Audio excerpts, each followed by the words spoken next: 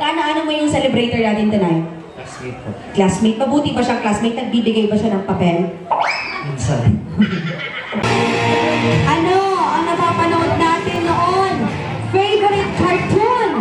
Tama, slam dunk correct. Ngayon, gusto ko makita yung konting basketball movement. Parang mag-shoot up. Music, DJ! Oh! Oh!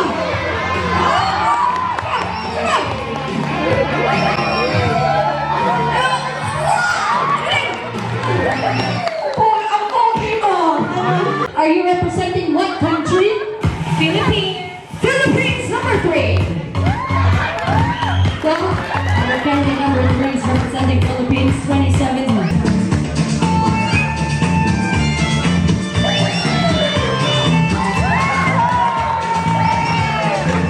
Stupid logo. Ay, ganun pala sinasabi yun. Stupid!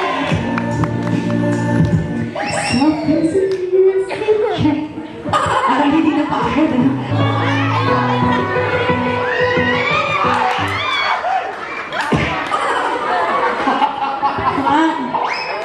Uy, ikot pa. Pangalan? Djdandan.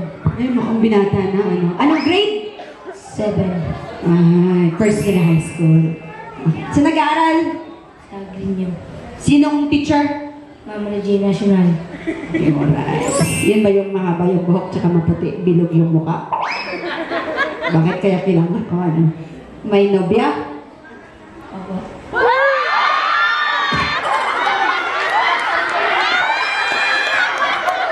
Nasaan ang mga magulang ng batang ito? Ano binabatay? Makakagraduate pa lamang ng grade 6 ito. Sige ba? Anyway, okay lang kuya.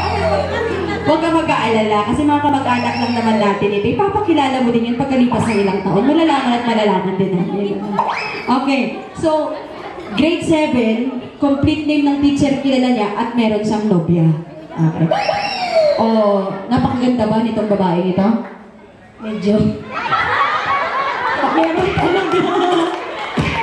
Ayos ano, napaka-honest niya. Okay. Paano mo pinapakita sa isang babae na medyo type mo siya? Ano yung mga galawan mo? Oh, kasi dati kami, nagle-letter kami ng mga panahon namin.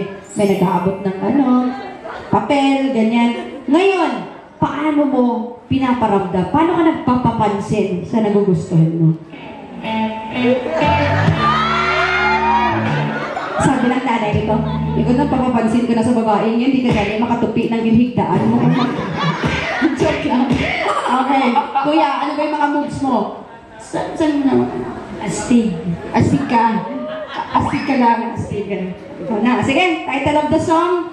Despacito. Oh, kantahin na. Kakantahin na. Okay lang. Kahit yung lyrics mo, ikaw lang nakakaalam na problema sa amin. Okay. Oh, sabi na, sasayawin o kakantahin? Masayawin na. Tayo na magdidesisyon, tayo na ho. O, sige ho. Sasayawin! Daryl. Galing na mayaw yan.